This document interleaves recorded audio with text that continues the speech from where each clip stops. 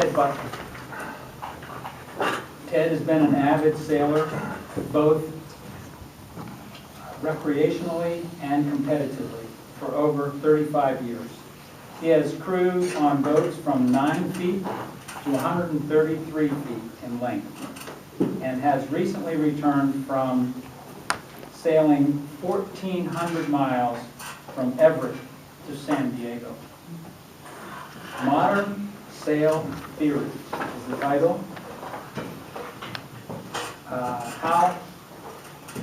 What makes a sail go?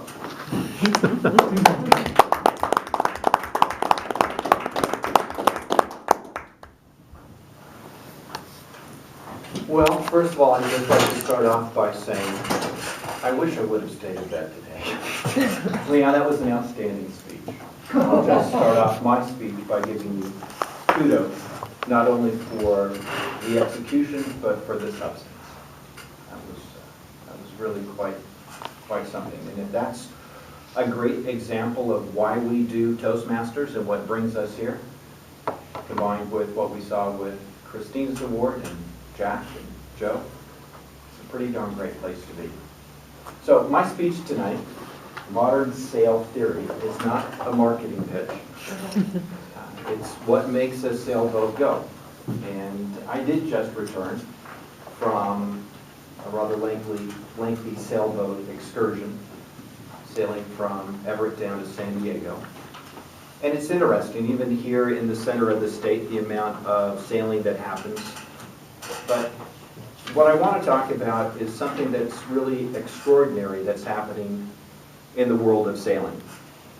Most of us, I think, understand sail dynamics. What makes a sailboat go?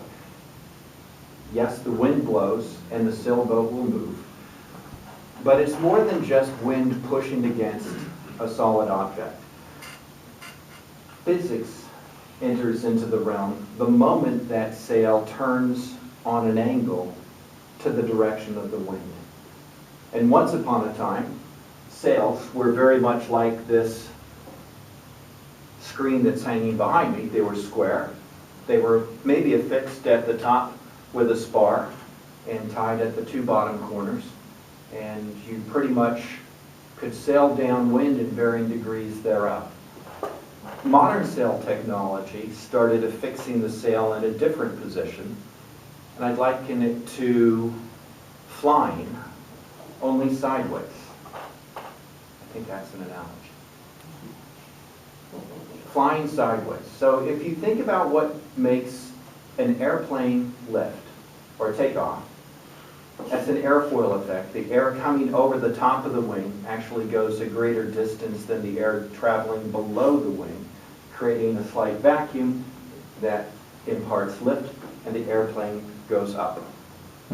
On a sailboat, the leading edge of that wing is really going to be the mast. And then there's a slight belly to the sail. The wind will actually go further distance around the outside of the sail than it will the inside of the sail, imparting the same exact principle of lift, but instead of picking the sailboat up, it moves the sailboat forward. Most sailboats, modern sailboats today, can sail not only with the wind, which is downwind, being basically pushed by the wind, but can also sail into the wind at directions up to 35, 40 degrees off of direct into the wind. What has inhibited that has been 2 things. One has been sail structure, the other has been drag on the hull of the sailboat.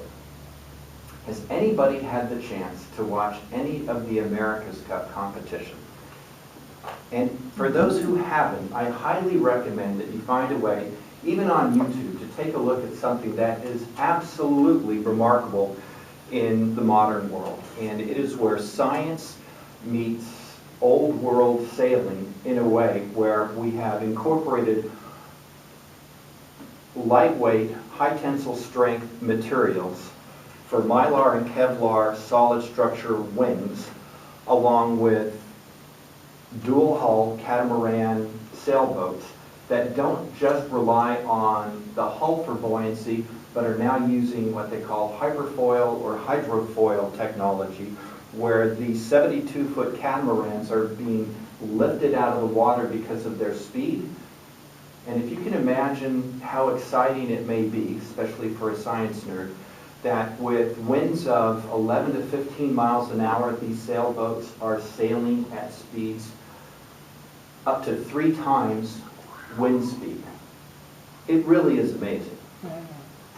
All because of wind, all because of lift, all because of simple science and mathematics. And it's the exact same principles that picked me and my little boat, 41 feet of it, out of Everett, through the Strait of Juan de Fuca, down the coast of Washington, then Oregon, and then California. But we certainly didn't go 35, 40 miles an hour. We didn't have those modern advantages. But go we did. So modern sail technology, the wind pulls rather than pushes, combined with modern materials, we get some extraordinary results.